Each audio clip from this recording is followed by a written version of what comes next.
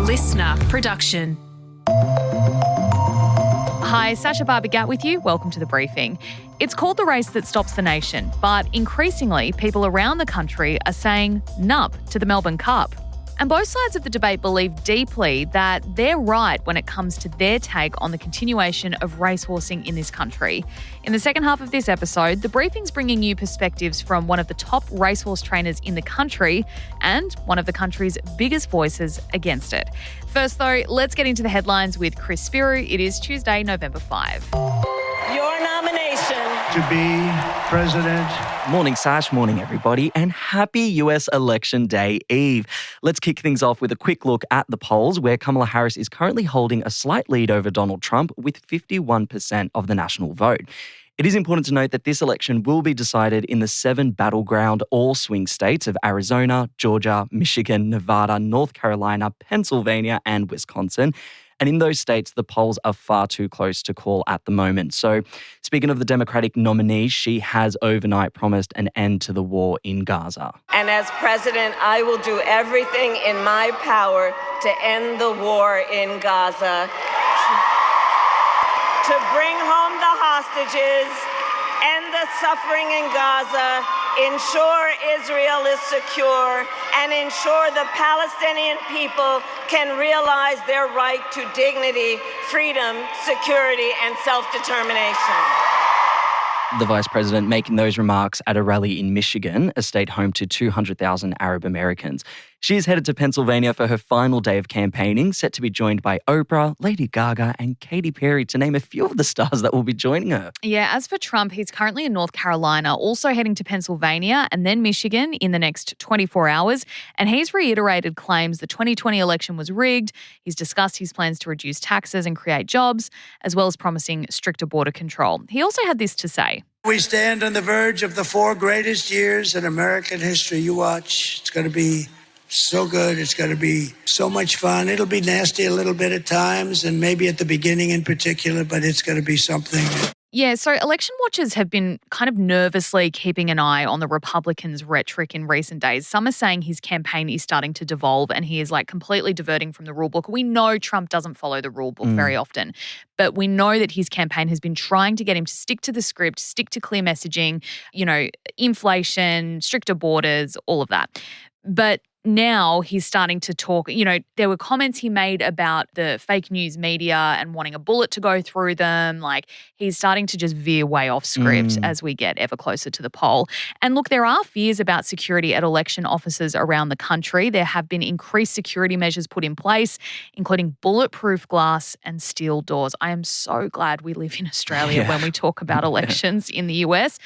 So I guess the next question is, when can we expect to see the results start coming in? So the US is a day behind us, which means we'll be waiting until tomorrow arvo to get a real sense of who might win. Things will start flowing through tomorrow morning, but the real crunch time will be tomorrow afternoon. Yeah, and a reminder, if you are like a lot of people in Australia, really confused about how a US president is voted in and the whole system around it, that's the Electoral College, of course. We did an explainer on that yesterday, Arvo, so hop on back and have a listen to that. It was really, really interesting. And today we've got an episode coming out at 3, speaking to people on the ground in the US about how they're feeling ahead of one of the biggest elections in history. And tomorrow we will have a full wrap with a correspondent on the ground. Less than 24 hours to go. Back home now to local politics. 3 independent MPs have handed back their Qantas and Virgin VIP memberships amid backlash about perks for pollies. Wentworth MP Allegra Spender, Curtin MP Kate Chaney, and Indy MP Helen Hayne are the latest to relinquish access to the exclusive Chairman's Lounge. So far, no Labor or Liberal members have revealed cancelling theirs. This is all in response to the backlash Anthony Albanese faced last week when it was revealed he accepted 22 free flight upgrades from Qantas between 2009 and 2021. It's since been revealed more than 90% of pollies have declared having Qantas Chairman's Lounge memberships. And this all comes as a new poll of Australian voters by The Guardian found a majority of the 1,100 surveyed don't think our elected representatives should be accepting free flight upgrades or tickets to concerts or sporting events, Sash. And this is something that we spoke about in the newsroom. I kind of just said over the weekend it was everything and anything anyone was talking about. in my circle and stuff, people just didn't really care that he was getting free upgrades, that Albert was getting free things. They said it was a fact of being a politician. This isn't anything new. I guess the sticking point, and to your point that you were talking about upstairs, is that when it starts to influence policies, that's when it gets a bit murky and people start to take issue with it. Yeah, and I think with things like sporting event tickets, they are often handed out by betting agencies. And betting agencies are currently under extreme scrutiny. There are calls to completely ban betting ads. So if you're a politician and you're considering that, and then a betting company is sliding you tickets to the NRL or AFL Grand Final across the table going, here, go have a good time on us, that's when I think we should be questioning whether it's a good idea. Obviously, being a politician, being a high-ranking member of Australian public life and society, you are going to get perks. I don't care if your local hairdresser gives you a free haircut, but I think I do care if a betting agency is giving you free tickets to an extremely exclusive sporting event. The first Australian-made commercial rocket to launch from Australia has finally been given the green light to go ahead. Gilmore Space Technologies has been granted a permit to launch its 25-metre orbital rocket from Bowen in Queensland by the Australian Space Agency. Now, the initial plan was to send the craft into space back in March, but the ASA hadn't given its approval, and so ever since then it's been a waiting game. There are hopes the rocket will take off before the end of the year, marking a major milestone for space exploration in Australia. So this has been a long time coming. I wanted to do a story on this back in March because I knew that the launch was coming, but then it didn't happen. So hopefully my dreams will come true when this will happen. It'll be my Christmas present, Chris. And we know that politicians have this kind of increased interest in Australia's space race, I suppose, to give it a word. The PM, Anthony Albanese, he went and visited, it's called the Eris Project, and he went and visited it in May this year, and he's labelled it a great Australian success story. And he said, you're looking at the first Australian-made rocket that will attempt orbital space launch. So the PM's on board, I'm on board. Let's go. And that's all that matters. It's my party and I'll cry if I want to. Fly me to the moon. 'Cause this is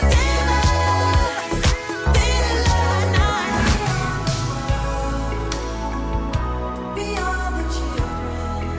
I'd like to take a minute, just sit right there. I'll tell you how I became the prince of a town called Bel Air. And titan of the global music industry, Quincy Jones, has died. The 91-year-old spent his early life running with gangs in Chicago before catapulting himself to success as one of the world's top music executives. He produced the biggest-selling album of all time, Michael Jackson's Thriller, and he also worked with Ray Charles, Frank Sinatra, and Aretha Franklin, just to name a few of the stars there. And interestingly, Jones is third only to Beyoncé and Jay-Z for having the most Grammy Award nominations of all time. 80 to their 88 each, Sash.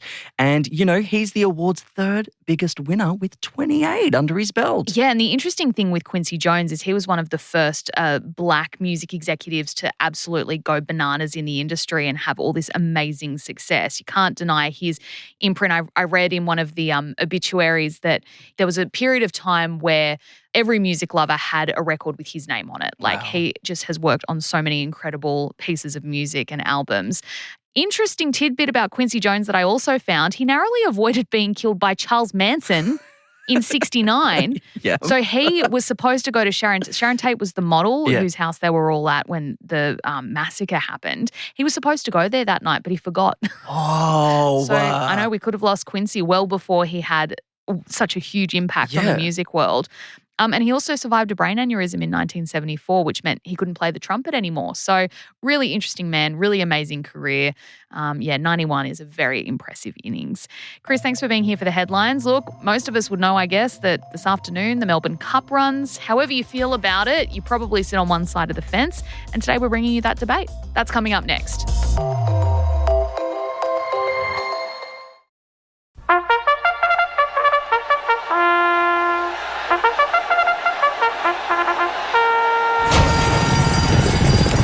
Helen Smith here. Should we still be racing horses? Today is arguably Australia's biggest day for the industry, the race that stops the nation, Melbourne Cup Day. Its organisers say it's the #1 economic generator of any annual sporting event in our country, and the numbers back it, with it delivering just under $470 million in gross economic benefit to the state of Victoria back in 2023, making it its highest ever return.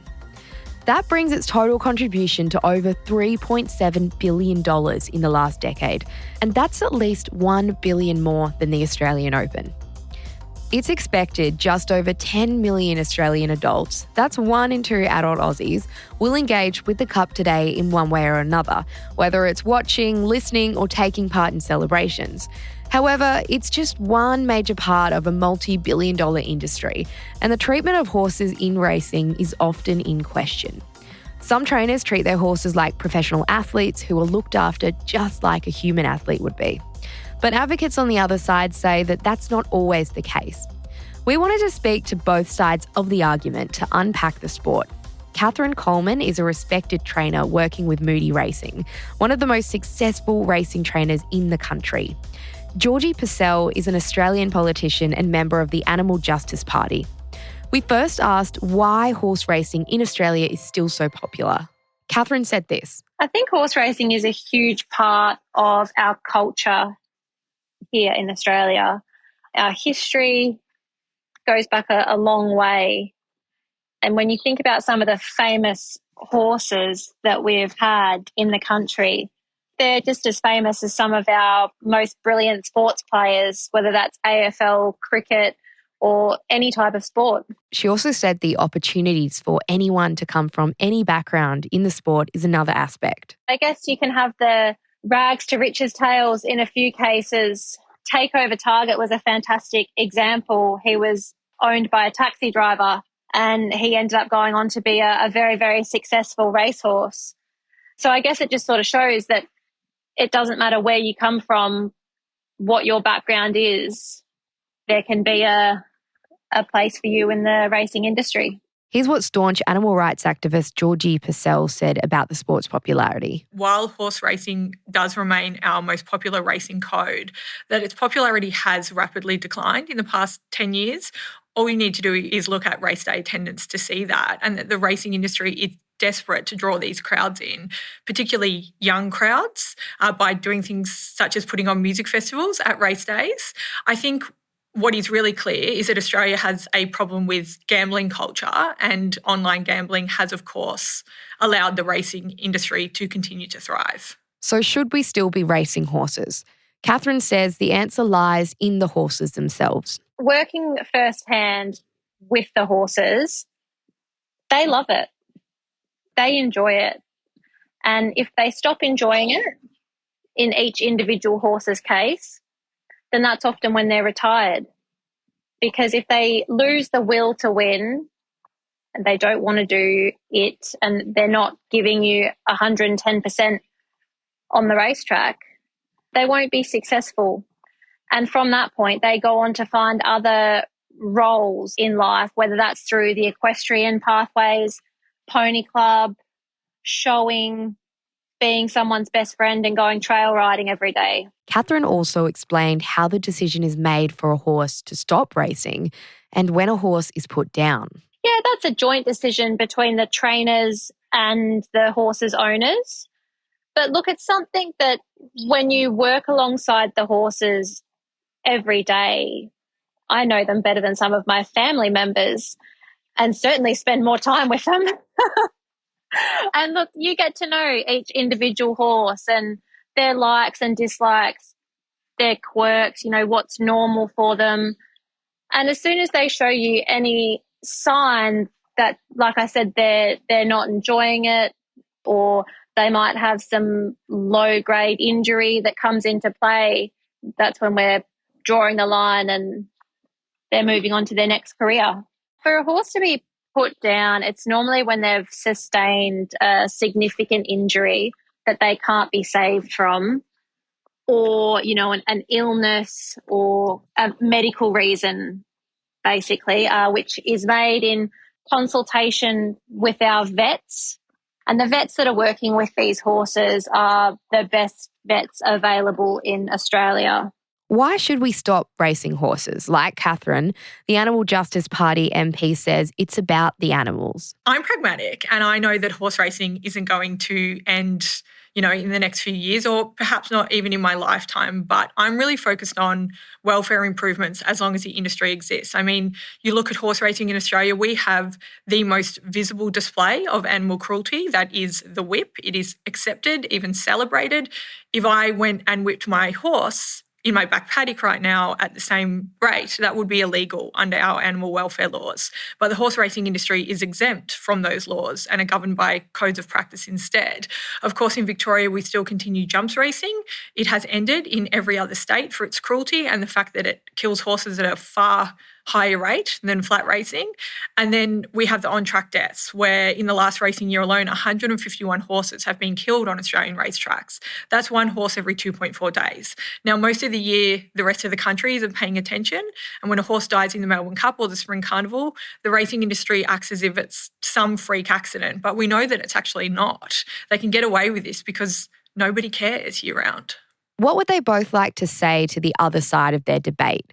Georgie says it's about the social realities surrounding these industries. It is abundantly clear that the racing industry is losing their social license. And instead of resisting the calls for change, they need to do things to show that they actually care for these animals that they simply couldn't operate without. Gambling harm is gripping our country. Of course, we know that family violence rates increase on Melbourne Cup Day and other major racing days. It's not just about the animal welfare. It is for many reasons that people are turning their back on this industry, and they have a lot of work to prove to us that they deserve to exist. But what does Katherine think of that argument? I invite them to come down and spend a day at the stable and see how well cared for these horses are. At the end of the day, they are treated like world-class athletes because that's what they are. They receive their physio, chiropractor, dentist, top veterinary care, and a whole lot of love and attention from everyone that works with them. And like I said, I just would like to invite anyone that is concerned about the welfare of these horses to come down and spend a day and spend some time and see the reality of how well they're cared for. Georgie also commented on how horses are treated and what this means for the racing industry. I don't for a second think that racing participants don't look after their animals. Of course they look after their animals. Many racehorses receive exceptional care, but they must receive that exceptional care in order to be a good racehorse. Where my concern comes in is when they're no longer racing, when they're no longer profitable, when they're no longer useful to that trainer, and where they end up. And that's when we see them discarded at sale yards, knackeries, in backyards where they're not receiving the right care.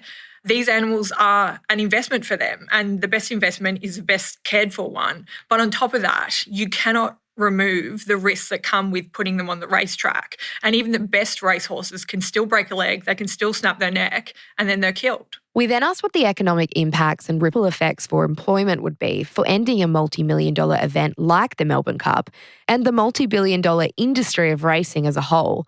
Here's what Katherine had to say. Look, without getting right into the facts and figures, racing is a huge employer, and an employer of people without qualifications as well. Some people that we employ may not necessarily be employable in other industries. I can speak for myself and say I'm not tertiary educated. I finished year 12 and that was the highest level of education that I went to. And because of the racing industry, I've been able to travel all over Australia with horses and work in different places and have some truly amazing experiences that you certainly wouldn't get in other industries. Georgie told the briefing it's ultimately your taxpayer dollars propping up the industry. Of course, ending the racing industry, particularly the horse racing industry in particular, would have huge economic impacts. But what I would say is that taxpayers should not be paying to prop up an industry that they don't necessarily support. We know that they receive huge amounts of taxpayer money that people like you and I, even though we don't support the industry, are paying for. And we're in a cost of living crisis. People are struggling to get by, yet we're propping up this industry that is actually already making so much money off betting turnover. I'm not calling for the horse racing industry to end overnight. I clearly don't support it. I wish it didn't exist, but I think we do need to look at least taking these funding initiatives away and putting them into things that will actually benefit not just all Victorians but all Australians, particularly in these times that we're living in. So could improvements be made? Horse trainer Katherine says animal rights activists and the Nup to the Cup campaign are coming from a place of misinformation about the industry. I think that they're terribly uneducated towards the racing industry. And I just think that if they're going to make those sorts of claims that they do, it needs to be coming from a more educated place. I think we've made real headways with our equine welfare in the past few years. And I think now it's just probably educating the public on exactly what processes are in place and probably just promoting that to people outside of the racing industry bubble. And this is what Georgie had to say about improvements that could be made. Look, I think the industry needs to focus on a number of things. That is ending the use of the whip. We know that the fines don't matter to the jockeys because even if they win a race, the prize money they make from that race, if they get a fine, they can easily pay it out of that and still turn a profit. I want Victoria to end jumps racing. I want the industry to implement a real retirement plan. I want them to put a cap on the breeding of foals. We know that too many breeders are just turning out foal after foal after foal in the hopes of making a champion when the majority of them don't even make the racetrack. And we want them to, put the focus really onto these horses who aren't the ones that are running in the Melbourne Cup tomorrow. They're not the ones racing at the Spring Carnival. They're the ones that the country meets that no one ever hears of, that race one time and then they simply disappear. And what the racing industry is not doing is tracking each horse bred for the purpose of racing until the end of their lives. I think that they should. And there's a reason why that they're not. It's because they don't want us to know where they're ending up. What do both experts want anyone listening who is on the fence about the sport to keep in mind today? Katherine told the briefing her DMs are open. Look, I just think it's a fantastic industry that as Australians we need to embrace and support. We have come a long, long way with our equine welfare. And look, we're a huge employer across all of Australia. And like I said, for those people that are unsure or have their doubts, reach out to me. I'm on Twitter, Instagram. Come down to the stables, meet me, meet the horses, and make up your own mind, fully educated, and make your own opinion based on the facts. And Georgie's final takeaway, Australian society can and should be better. Look, I think the Melbourne Cup represents the worst parts of our society: animal cruelty, gambling harm, rising family violence rates. It's not something that anyone should want to be a part of or contributing to with their money. And I think that there's more and more Victorians who aren't, particularly young Victorians. And the racing industry, if they want to continue to exist, they need to do something to show that they care about these animals that they simply could not exist without. That was renowned horse trainer Katherine Coleman and Georgie Purcell from the Animal Justice Party. We would love to hear from you to know if you'd be tuning into the race today or if you're going to participate in any part or form. And if you are or if you aren't, why not? Just shoot us a DM to our Instagram at The Briefing Podcast. And you can keep up with our other content as well on TikTok and YouTube. Just search for Listener Newsroom. That's it for this episode of The Briefing. But before you go, we'd love it if you could share this episode with someone else you think might enjoy it as well. And we'll be back in your feed with another episode this afternoon from 3. I'm Helen Smith. See you next time.